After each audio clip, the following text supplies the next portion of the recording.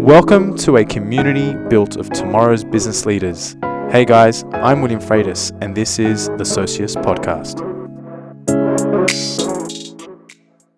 Socius, welcome back to another episode. Today we've got Charlie Viola. Charlie, welcome to the show. G'day, mate. How are you? I'm very good, mate, and I'm excited to dive into your sort of last 12 months, mate. It's been a journey. So for those of you who don't know, many would know you already, but Charlie is from Viola Private Wealth. So Charlie, mate, you explain it best. So tell us a little bit about what it is you do and what it is that's led you to be where you are today, because that's been a journey. Well, firstly, thank you for having me. I must confess, I've probably told this story a few times, but love it every time. Love the journey we're on. Really enjoy kind of, trying to capture the essence of what we're doing and how we're doing it and why we've done it. So it's probably starting from the end.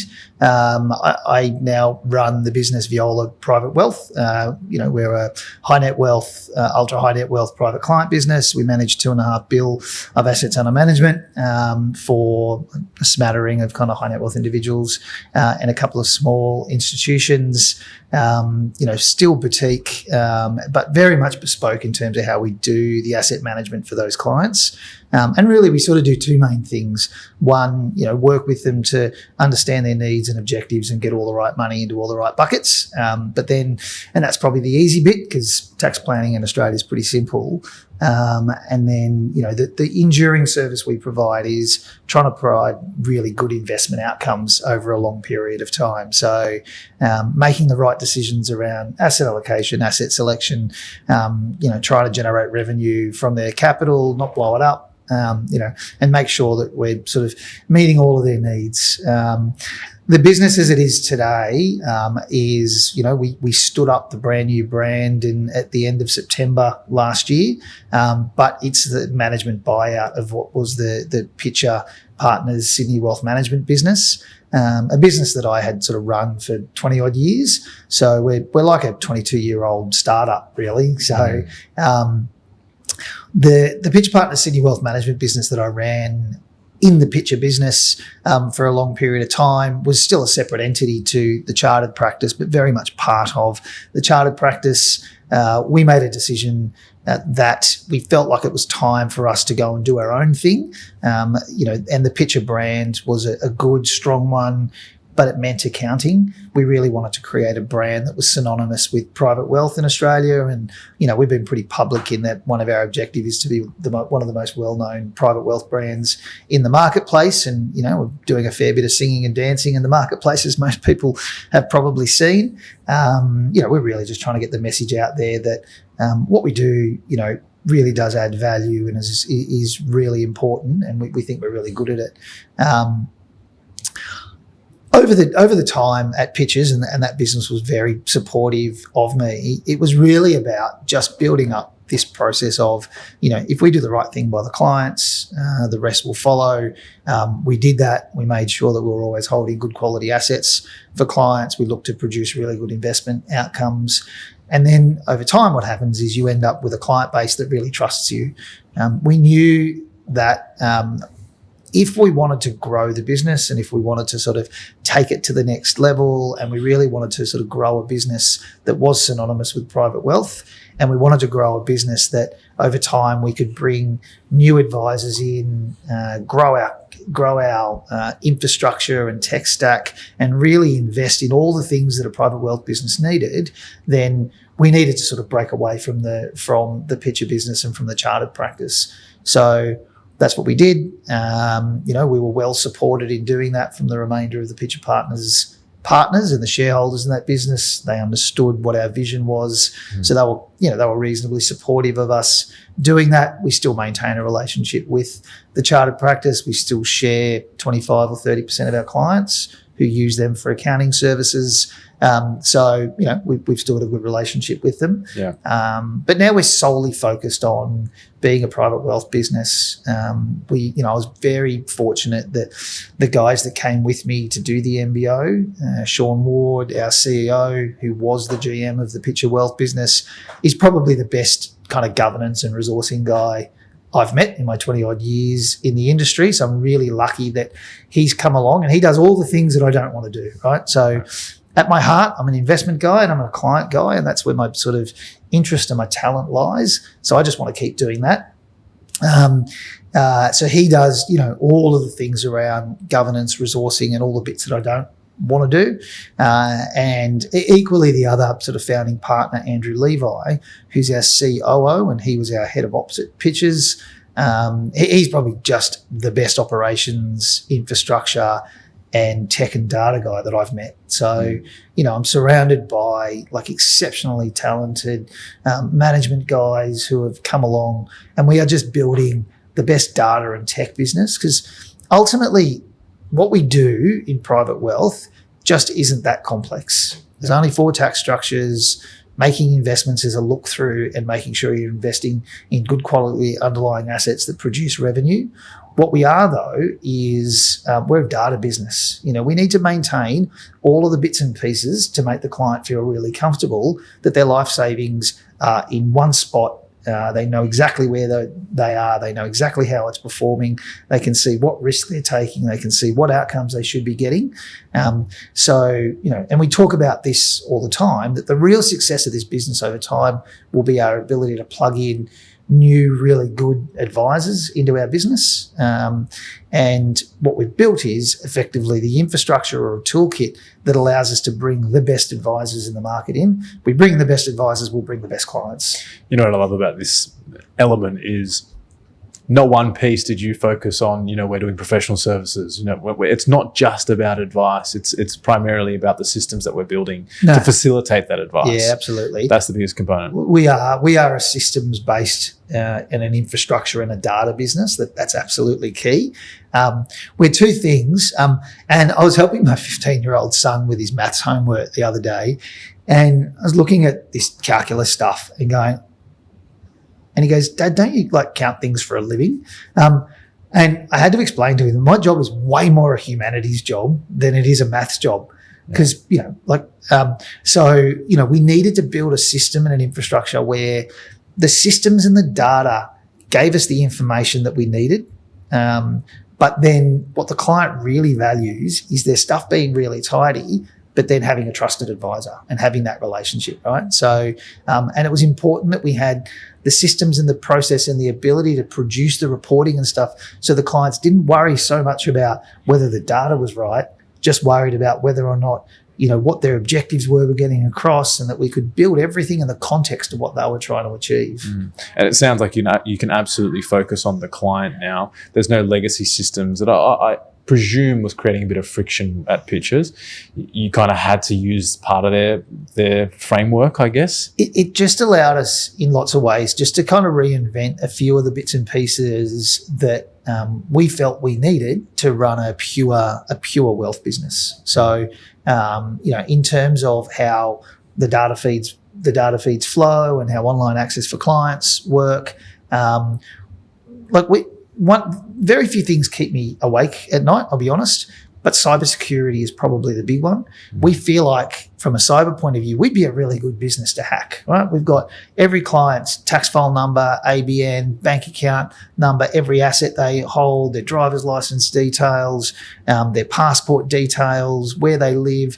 We'd be a good business to hack, right? So what we knew as we kind of stood this up separately is that we needed to have the best underlying infrastructure to protect our clients and protect the money. And we knew that if we built the business off that bedrock, we were lucky enough that we're 20 years old, right? We're $2.5 billion of assets under management. We're no startup. We're not running around there knocking on doors 2 feet in a heartbeat, trying to grow our revenue number to the point of profitability. We already have a good quality, profitable going concern. What we wanted, though, was to use that as a basis to be able to grow it and go from $2.5 billion to $10 billion, because the systems really work. Yeah. And so take us to, I guess, before Pitches even started, if you don't mind, because I'm a risk guy and I'd love to talk about cybersecurity. We'll touch on that, and we've got plenty of other questions that I've got for you that I'm keen to dive into. But talk to us about how Pitches started and your background and how you got into wealth. Yep. Because then I'm sort of keen to get the context around how it created, and referrals might have occurred, and obviously sure. you only said 30% of the clients are the same. So life for me started as a bank teller out in a place called Picton, which is south of Camden. I grew up in Camden, went to school at Campbelltown, and life for me started as a bank teller. I went to university for about 4 weeks after school and failed on attendance. I just felt like I was back at school again. I just didn't want to do it, right? Like I just wanted to go and earn money, and I had the offer. Actually, I was working at the local news agency in Camden, which was a bit of a rite of passage for kids growing up in Camden. The local news agency actually had a little Tandy store in there, and if anyone's old enough to know what Tandy is, it's like a really small version of like the J-Car Electronics and stuff. Anyway, when I told the manager there, or the owner of the news agency, which had that little Tandy section in it, I'm going to quit uni and I want to work full time, he offered me to be the manager of the Tandy store.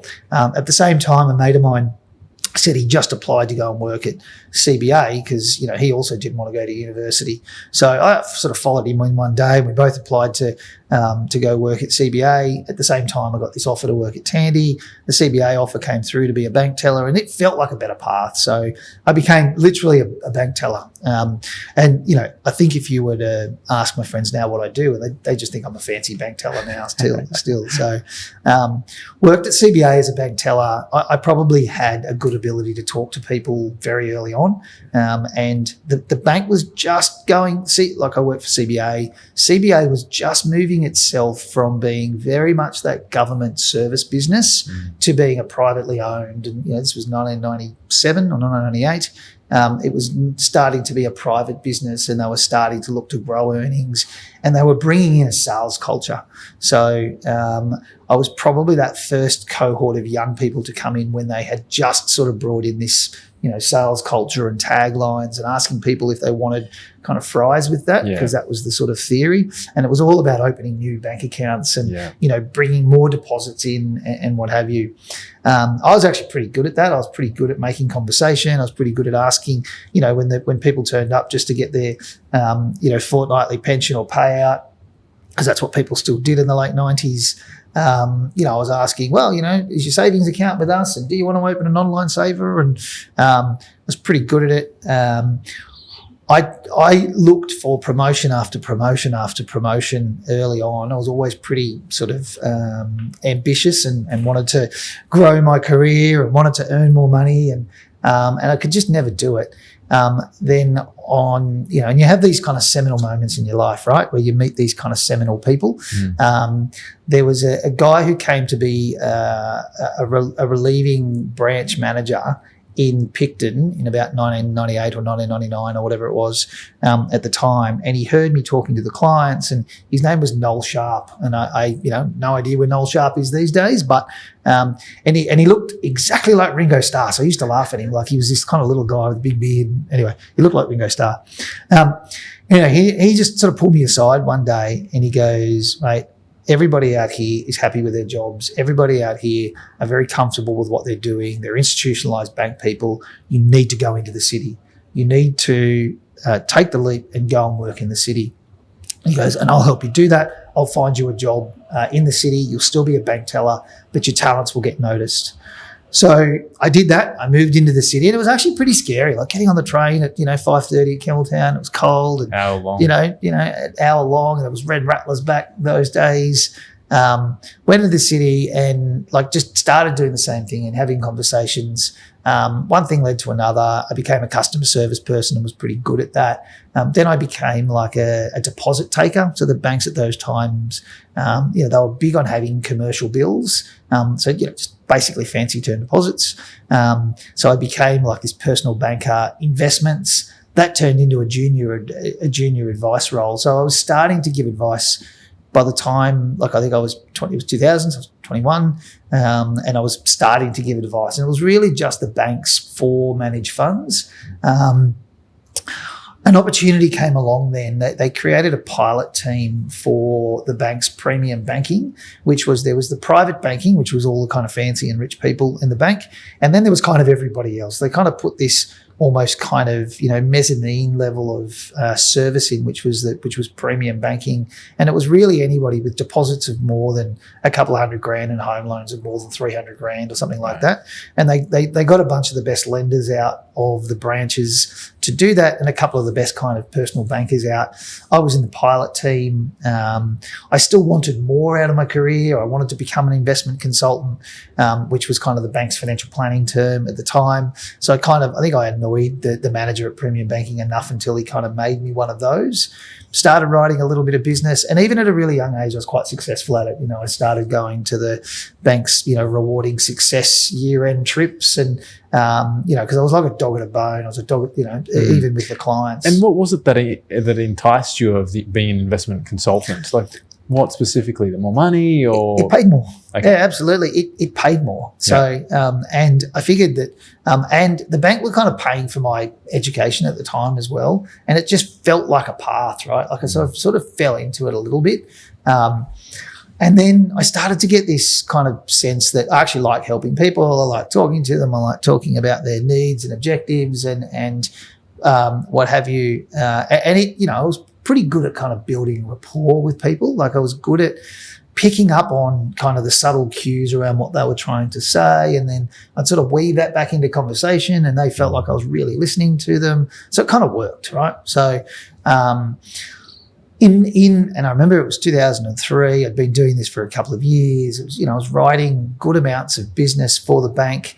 The bank had just taken over Colonial, so it had just bought Colonial, which meant that we brought on the Colonial First State products, which was huge for the CBA guys, because we were just selling CBA products, right? But the financial advisors from Colonial were able to use the Colonial First State products, but also this other sort of broad range of products within their platform. A new management team came to sort of run the way that the financial planning stuff happened, and the manager sat me down and said, "Charlie, I understand you're really good at this and successful. What you have to understand, though, is you are just a distribution network for the bank's products." I said, "Oh, yeah, but I want to be an advisor. I want to help people through it."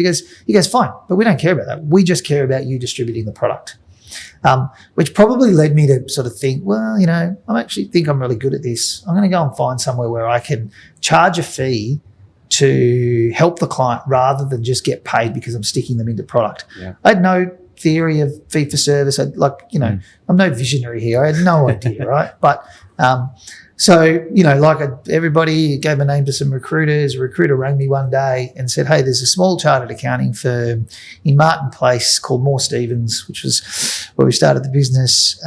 They've got a very small wealth management and funds management business as part of the business there. They're looking to grow. Would you like to go and have a chat to them? Love to. Went and had a chat. Met one of the partners there who was sort of looking after the funds management and funds management administration, and he said, "We got heaps of clients from the accounting firm. We've got lots of opportunity. We'd love to see you come and work for us." So I agreed, resigned from the bank, went and worked there. Day one, turned up and was presented with a desk.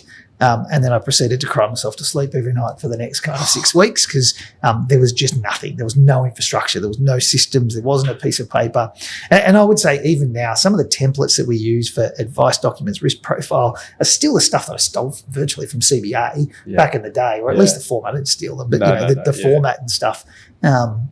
So that was really chastening. And I've probably said this a few times in the past publicly, that CBA was a little bit like the zoo, where you were looked after, you were protected, you thought you were king of the jungle, but really they just kept throwing food over the fence to you. Suddenly, I was in the jungle. Yeah. I had no one sending me work. The accounting guys were nice guys, but didn't really understand how to refer or what we were looking for. And while they were supportive, they were only supportive to a point. They realised that they were paying this guy money, he wasn't producing any revenue. Why would we support it if we don't know that it's actually going to exist? And at the time, I remember thinking to myself, well, I'm either like really shit at this and I should just go back to CBA where I was good, or I should give it a crack. And I remember talking to my dad at the time, and my dad said, "Oh, well, mate, if it ever if it all doesn't work out, because my dad was an orange and lemon farm, he goes, you can just come pick oranges and you can run the farm. Thanks, Excuse me, French, but fuck that. I don't want to do it. Yeah. So I thought, no, I'm going to really give this a go. So quite literally, I started ringing people out of the phone book. So I have a bit of a keynote address that I give at various kind of industry functions, which is called From a Desk and a Phone Book to This, because I literally started ringing people out of the phone book. Yeah. I wasn't ringing individual investors. That would have been silly. I realised that the key to my success would have been centres of influence, people who can send me work. And I got rejection after rejection, and people going, thanks for calling, but bugger off. And no, we have our own thing who does that. No, we think that all financial planners are shysters. And there was one guy on one day who took the call, took the meeting, and I had a meeting with him, and he was a outplacement agency. So basically when executives lose their jobs or get made redundant, he went through a process of helping them, fix their resumes and help them get board roles, and just help them with kind of the next phase of their life. And the company would pay for that to help these executives kind of move on. He was referring the work to someone he didn't like. He went and had a meeting with him. He was about 55. He wasn't even that old, but I was 2003. So I was 23, right? So, and he said, well, why should I give the work to you? Why are you going to help my clients, with their financial futures? And his name is Dale Simpson. And I said, well, Dale, if I'm still working this hard at your age, I've done something wrong in my life. And he just laughed. And by the time I got back to my desk, and remember, we're from Sydney. He was actually from Melbourne. He sent me an email saying, I liked you. You've got more front than Maya, which meant nothing to a bloke from Sydney back then, because we didn't have Maya. We had Grace Brothers, right? But it's obviously a comment on the Melbourne Burke Street Mall thing. Correct. He then sent me one client on one day, which was a Macquarie ED. And that Macquarie ED came in with his stuff. He asked me, so are you good at this? Are you experienced? Yeah, of course I am. Yeah, we run this great business and, whatever. I've since told him that he's actually the Rod Tidwell of our business. If you know who Rod Tidwell is. No, Rod Tidwell. Have you ever seen the movie Jerry Maguire? How I haven't. I'm horrible at movies. Horrible with movies. Well, Jerry Maguire, which is a movie where he leaves the sporting agency where he worked. There's only one, and then he has only one client, which is Rod Tidwell. Yeah. So it was kind of like his whole life depended on this one client. Yeah. So I gave this client the Rod Tidwell Award after about 10 years of being in business. And he went, still a client? What are you talking about? I was the first client. He's still a client. He's still a client 20 years later. So this one day on this one client, and the client was a Macquarie ED. He came in and he gave me his, and he was reasonably new ED at the time. He gave me his share-based remuneration stuff. And I have very few skills in life. One, I'm really good at talking, as you've worked out, because you can't get a breath in edgewise. Yeah. And the other one is I can probably make complex things seem reasonably simple. Yeah. I explained to him how his share plan stuff worked. And he actually said, that's way simpler than what, that makes way more sense than what our rem and benefits guys have explained it. He goes, why don't you come along and explain it to the rest of the executive team that I work with? I said, oh, yeah, no worries at all. So I went and did that, and one of the guys in there was a rem and benefits guy, and he said, why don't you explain that to all of our people? So I did that. So I ended up starting to get this cohort of Macquarie EDs and executives, and then one of those guys went and worked in another listed company, and he said, why don't you come along and explain to our executive team how our share-based REM works. So in the end, I started to have this niche market of almost getting paid by companies to go and teach their executives how their income and their pay worked. So I was kind of getting paid to market to their executives. Correct. And that's why even today, the large cohort of clients that we've got are investment bankers and company CEOs and at a point in time, I probably had 6 or 7 listed companies that were paying us to go in and virtually market to their executives. So, it just drove client flow and deal flow. And while we don't do that anymore, and now, we've probably got enough kind of market presence and we've got enough stuff in the media in terms of who we are that clients come to us, and it's great. We still very much run a business that is about looking after listed company executives, and now also very much people who are getting liquidity events, so selling their businesses and getting that big bag of money. Yeah. We don't actually have a lot of second generation money in our, we don't have a lot of intergenerational money in our client base. We don't have a lot of sort of family office. It's, we are still very much that business for people with sort of 5 to sort of 100 mil of investable monies. And we've got a couple of small institutions. Anyway, so this, and in reality, it was hand-to-hand combat. We just built this business over a period of time. And just so you know, I'm going to allow you to keep talking because I'm pulling a lot of value from this, right? Right. And I'll sum it up towards the end. But like one of the points that you just mentioned, which I want to completely highlight, is when you mentioned the brand of CBA, throwing over the bone for you to chew on. What was your, that challenge for you being at Moore Stephens, not having that brand and drive into getting new business? I think that's definitely going to be something we chat about in terms of your key factor for success, because that's you building what you're building now. Yeah, correct. Actually, I said this to someone the other day, how you're feeling about what you're doing. I must confess that I'm really enjoying what I'm doing now. I'm sort of hustling again for the first time in 15 or 16 years, because back then it was a hustle, and not in the sense that I was lying to people. It was just that you were chasing every lead, and 100%. You were. What I worked out, and I think a really valuable lesson, and when I mentor people or people ask me my view, it's you've got to build a personal brand, because these are relationship games. These are about your relationship with the client or your relationship with your key center of influence. So you've got to build your own brand in the marketplace if you want to be really successful. And you can be successful under somebody else's brand, but you have to build your own brand beside that. So, and it's all a relationship game, right? As I'm hearing this, I'm like, well, are you more of an investment guy or someone who can make things complex seem quite easy? Call it a salesman, whatever you want to do. It really seems like that's a key strength for you. Yeah, to be able to I like to think I'm an investment guy. I'm a bit of an investment nuffy. Definitely. And, I spend a lot of time looking at stuff and understanding it. But I probably have a good capacity to kind of simplify things and talk about them in kind of really normal ways. And I think clients like that. That in conjunction with a passion for investment is the recipe for success, right? Yeah.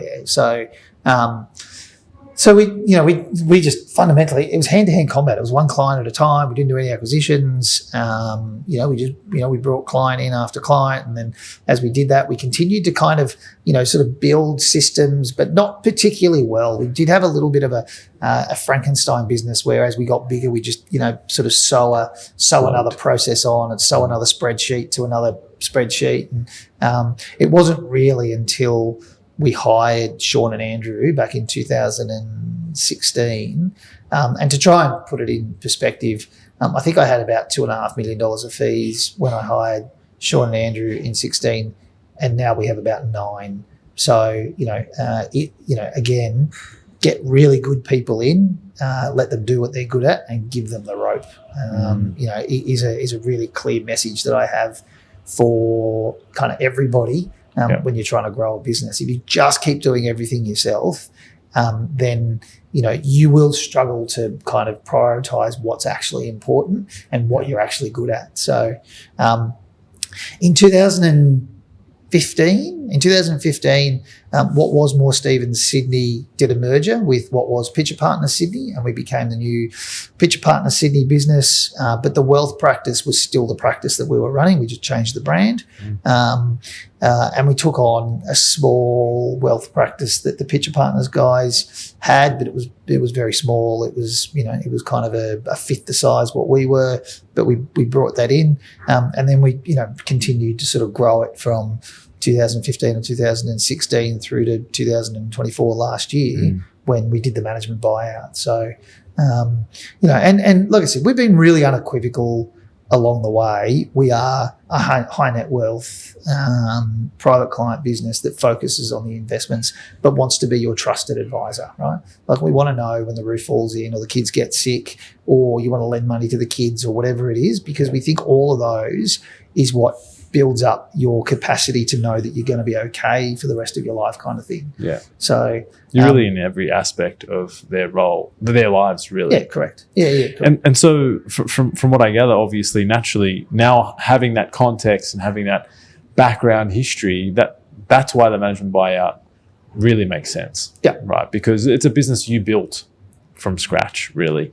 Sure, the brand became a different brand in Picture Partners, but that's why only 30-40% of the business is using the accounting piece, because you built it from zero. Yeah, correct. Yeah, correct. So the brand became really important, right? Like when we made a decision, when Sean, Andrew and I made the decision that we wanted to do the management buyout, and we went to the shareholders and said we think that this makes sense. We brought on a marketing group to help us with the buyout and the comms, and and I understand that now the business is kind of named after me. Our only thing that we said to this marketing group when we did it was to say, well, whatever we do, we cannot call the business Viola or Viola Private Wealth or whatever. So, and then we went through this whole naming exercise where they sort of sat us in a room for 4 hours, and we told them our thoughts, and they wrote it on butcher paper, and then they read it back to us, the way all sort of consultants do. And they did some market surveys, and then they gave us a thesaurus of every Greek and Latin name that means height and growth and strength and wealth, and which is why all these businesses have got these kind of Greek and Latin names, only for them to come to me or to come to us and say, we really think you should call the business Viola Private Wealth because your brand in the marketplace is so strong. Eventually what will happen is that brand will transcend you as an individual, and you'll just be somebody who works there. Right. What's really pleasing is they were exactly right. Like now, the Viola Private Wealth, the brand itself, is starting to mean something, and I am just somebody who works there.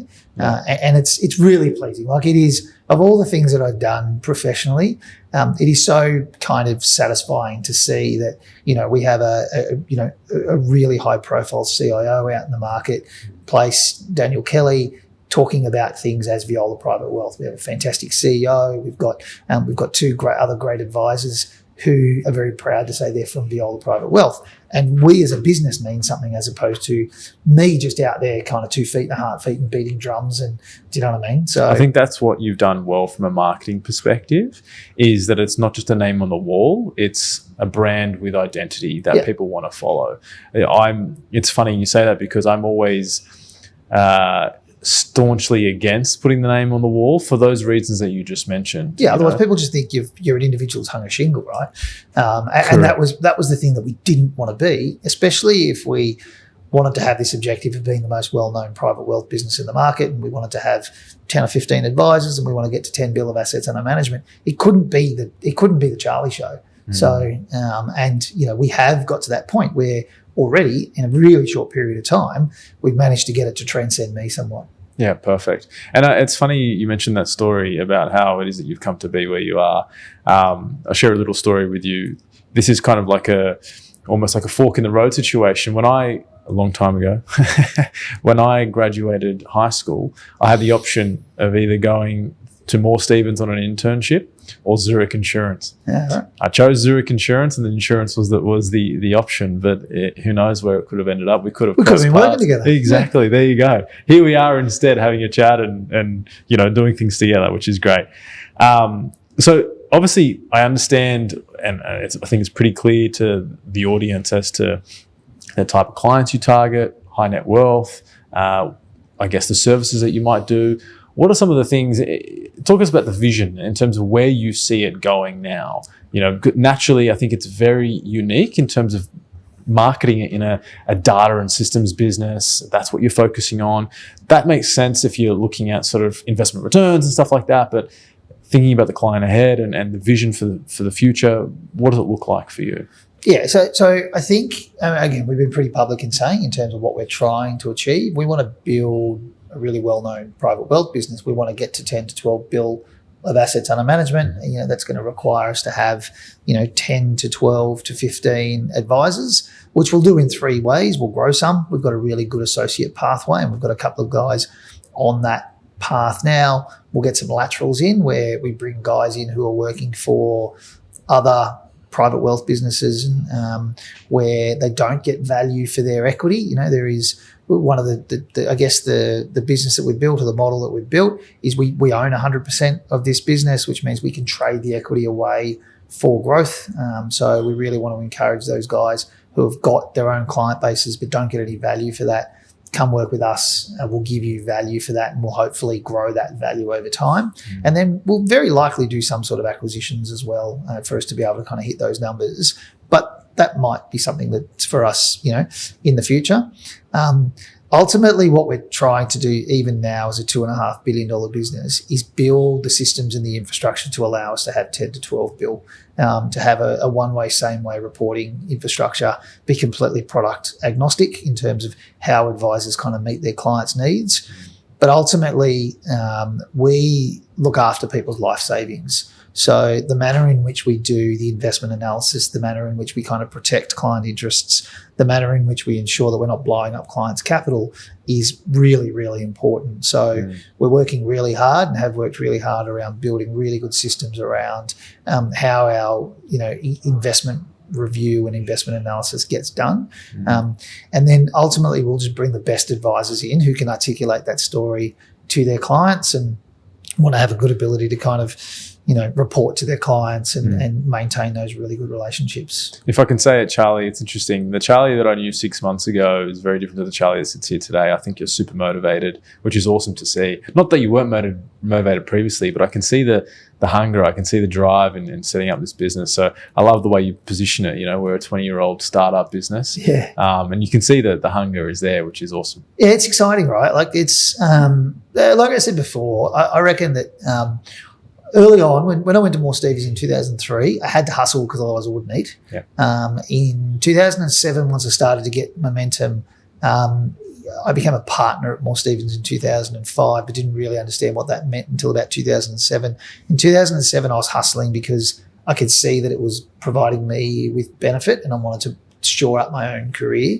And then, in reality, I'm probably properly hustling for the first time since then because I'm really hungry to make sure this works. I've hitched every bit of my caboose to this thing. So, but I'm also really passionate about it. I'm really passionate about producing great client outcomes. The people in our business, Angus, the new advisor that we brought in from Mutual Trust, and Pete Neville, an advisor that we brought with us from Pitches, and Daniel and Alex, our two associates. I'm just so keen to give those guys awesome careers because we've got great systems, we've got great processes. We just need to make sure that we plug the right clients into that. And then as new advisors come to us with clients, we just want to give them the best possible experience so their clients get those great experiences. Ultimately, though, what's really important and what everybody in the investment world knows, or at least needs to acknowledge, is that there is no false economy in what we do. We charge a fee to manage people's money. We have to produce good investment outcomes. And we say that to the client. We hold ourselves accountable to producing over the medium term good investment outcomes and better than they could do themselves. Otherwise, there's no point having us. And talk to me about technology. Like, how do you see technology disrupting that, if at all? And or is that something that you're preparing for? Yeah, so Andrew Levi, our COO, is just exceptional in terms of the data stuff that we do because, again, we are a data business. We capture a lot of information and then try and unscramble it and push it back to clients in simple reporting. So the one thing that data will never do, or the one thing that AI or tech will never do, is replace the client conversation and replace your ability to give the client comfort, because we do a fair bit of that. Do you have enough money? Is it producing enough income? Are we going to blow it up? It'll never replace that. But what it will replace and what it will help us do is make sure that we meet all of our governance requirements, because they're pretty stringent in a wealth practice. To help us do the underlying analysis around what we're holding, how much risk we're taking, whether we're getting the reward for risk. And then it will enable us to report in a really timely manner that makes the business as efficient as possible. So, we work really hard on our tech stack.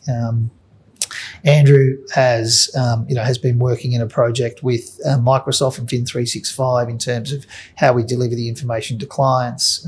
We're working with our administration provider. We're working really hard with our administration provider in terms of reconciling the data on a day-by-day basis where we have exception reporting. So it becomes so important that the clients feel really comfortable that the information is right, it gets to them quickly, because then we want to use that to be able to talk to them about their own situation. Absolutely. And, one of the questions I was keen to ask you, what your number one factor for success is to me, and even coupled with technology, and the thing that it will never replace is human connection. That human element that you said you're so good at, and you noticed quite young in your career, that human component, technology won't replace that. And I think that's a consistent across many industries, professional services, whatever it might be, being able to communicate to a client, connect, and have them understand what it is you're trying to say will never be replaced. There's that well-worn comment that says that AI won't replace you. People using AI will replace you. Yeah. And I think that's probably quite true in our world. I think, in lots of ways, clients just want real and genuine comfort. And you'll only ever do that as a human being. The data is important though, like having the tools and having the ability to report to them in that timely way is actually it's super important. So what we want to do and what we want to be and what we're trying to build is a business where all that stuff gets looked after for the advisor, so they can just add value, right? So they never have to worry about, trying to get someone to reconcile spreadsheets or pull information together, or because, the bane of every advisor's life is knowing where their client's money is and how it's pulling together and what the returns are. We just want to make sure that stuff's done really well. And so naturally you're allowed to do that in your technology stack now, whereas, in the previous structure, potentially that wasn't quite as feasible. It was more the focus around the investment on that stuff. And when you're an ancillary business of a bigger business, the focus was absolutely more on, the shareholder returns. We had, a group of shareholders who weren't working in the business, whereas now all the shareholders, the guys who own it, are working in the business day in, day out. And we just care about growing it and building it and, producing really good outcomes. To answer the question though, the real key to success, or any success that I've had, what we do isn't rocket science. What we do isn't that hard. The key to success has been client service. And it's as simple as call the client back, email the client back. You know what I mean? So clients ultimately just want to know that you're there. They want to know that you care, and they want to know that you can answer their question. I have this really simple thing for all of our people. If the client emails you or questions you and you don't know the answer, you don't sit it on the shelf and wait until you got the answer and go back to them a week later. You go back to them immediately and say, I don't know, I haven't got the answer, but I promise you that I'll go and find it. At least the client knows you're there, you're looking at it. Clients are human beings. They know that you don't have the answer to everything. Yeah, absolutely. Client service in every industry is going to make the real difference. Yeah. And I can completely get that. I wanted to just quickly touch on shareholding. That you mentioned a great point where previous structure, there were some shareholders that weren't actively involved in the business. Now all shareholders are invested in the business. That builds ownership culture. And as you look next to you, everyone is running at the same direction, much like a football team. Yeah, correct. Right? Everyone's buying in for the one objective. Yeah, correct. I'm a big believer of that, and naturally I can see why it's driving you and why you're so passionate about it, because you look either side, everyone's looking to service their clients the best for each other, really. Yeah, we were really passionate about building, employee-owned business where, all of the key people in the business will own equity in it. And while you still have to drive individual effort, and you'll do that via incentive, and you'll do that, via, you need to make it a meritocracy. You also then need to kind of just couple that with everybody pulling in that same direction with a view that if we all do better, we'll all do better, right? Yeah. And if we all do well, we'll all do well. So, and it is a fine balance because, certainly in our world, and especially where you get really good advisors from some of the investment banks where they are very silo driven and, what they kill is what they eat. The reality is we needed to couple that with the kind of this collective view that we all want to do better. So, and we think we've built a really good model around that, and certainly the ones that we've spoken to, seem very comfortable with how we've done that. And we think that over time it becomes really valuable, and it becomes really valuable to these guys in their careers and getting value for their careers and their client bases. Because every good advisor is an elevator asset. Yeah. The relationship sits with them. So they go down the elevator and don't come back up again. Yeah. You've actually lost a whole bunch of value in your business. Yeah. And how do you structure that? If you're open to sharing the details, how do you structure that so that each owner or equity partner feels like they are remunerated sufficiently or fairly? How do you do that? Yeah. So we'll pay people really fairly for effort. So we'll pay them for effort, and we'll link their effort and their outcomes to how much they take home. But then whatever they're contributing to the business in terms of net profit growth, we'll give them that piece of the business. So we'll give them actual equity in the business. So then what they know is that the business that they're kind of giving up some cash salary for and getting shares in that net profit growth that they're getting, if they now own small percentage of the business, what they want is the guy that's sitting next to them, they also want that person to go and build and grow because they own a portion of that business, right? So we'll pay people in two ways. We'll pay them for their effort, and we'll pay them and make sure that it's fair and that it's, it allows them to have a really good income and a really good life.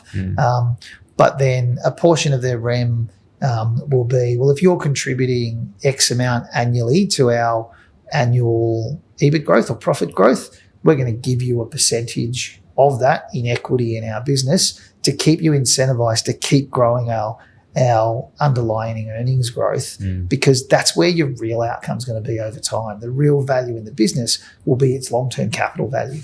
Perfect. And talk to me about partnerships, because I know you've got a brand ambassador in Cooper Cronk. Yep. And I know you've been sponsoring East's Cricket as well. Yep. Talk to us about those partnerships. Talk to us about how you see that formulating part of your strategy moving forward, the service to your clients. What is that? Is it a brand? Is it a business development thing? Is it a brand thing? Yeah, I think it is. I mean, it's very much remembering that we went from a complete standing start as a division of a mid-tier chartered accounting firm and a good one to a brand of our own. We needed to create some market presence, and we needed to create some brand. And we wanted to do that in a few different ways. So, the sponsorship and the marketing stuff that we do out in the marketplace became really important, and an important way for us to get ourselves in front of people and into the paper and what have you. Cooper's a really good example of that. But Cooper's the sort of guy who can come along and add real value to our business. So I met Cooper when I was still at Pitches. He was a friend of a friend. He got very interested in what we were doing. He wanted to get involved. He's got great networks. He's got, and he's just a super smart guy.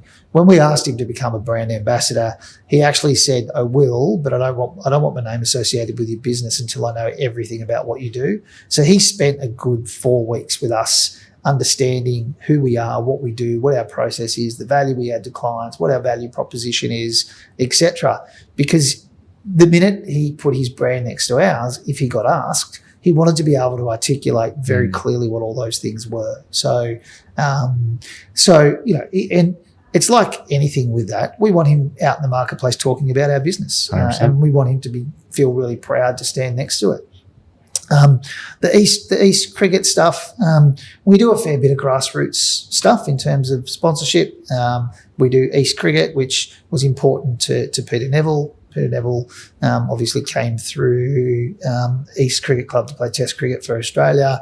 And, it's probably fair to say there are probably our clientele type who live out in the eastern suburbs, and we want to kind of associate our name out there. We do some motorsport stuff, which is close to my heart. Yeah. I like it. I haven't spoken about that very much. So it's V8s that you do, is it? No. I drive production racing cars. So, for want of a better explanation, they were road cars. They turned into race cars, and we race in a series. And, I sort of run in a few different series and got a few different race cars. But I just love it. Like, it's just, it's great respite and it's good fun. I'm a pretty competitive person by nature, Yeah. and that sort of brings that out. But what it does do is when your name's on the car, or you've got the window banner because you sponsor the series, or you're the naming rights for the event, people are talking about your business. Like I reckon over the last 5 or 6 years, I would have written $1 million of ongoing revenue just from people that I've met through motorsport, because there's people there from all walks of life. There's and it's interesting and it's fun, and plus you're then kind of talking about stuff you're really interested in, which is getting these cars to stop and turn and go faster.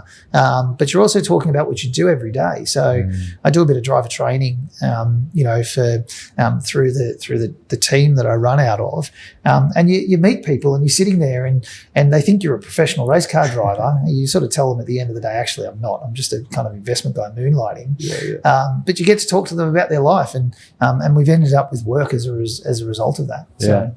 And look, I want to pick your brains too. We briefly mentioned it at the start. Cybersecurity is a key part of your business, but what's a key risk that you deal with in your business and or your clients' lives that you have to go through every day?